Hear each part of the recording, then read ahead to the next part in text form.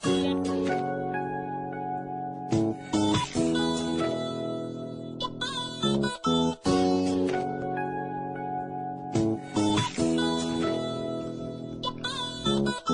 nila wala daw akong napapala sa ginawa ko, puro patama at masakit na salita ang aking sinalo. Talagang marami nang pipigil sa kaliwat kanan ng laban ko. Tama naman ang pinasok ko, di naman ako naligaw ng landas sa aking tinakasa ng mga bisyo na pasakit sa ulo. Di ko mapigilan ng pagpatak ng luwa ko sa simento. Minsan na akong nadulas at pinagtawanan at ako'y bumangon. Ngayon sa pagbalik tila wala pa rin nagbago. Dumaan ang taon na lumipas, kala ko tapos na ang lahat.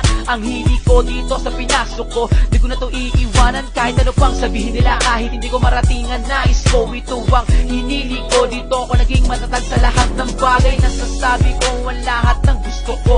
Bakit ba pinipigilan niyo ako sa pinapangarap ko? Ito ang buhay na pinasok ko mula nung umpisa.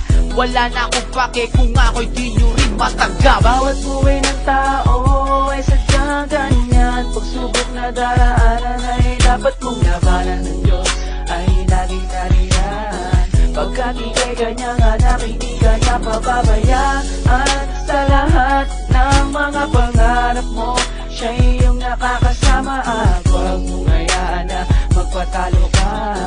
Pagkat ika'y kanyang anak, hindi kanya pababayaan. Paglaban ng aking kamay sa papel at lapis, marami na naantalang balangin at mga krisis na sa akin ay darating na hindi ko maiiwasan. Sumabay sa panahon kahit ako'y nahihirapan.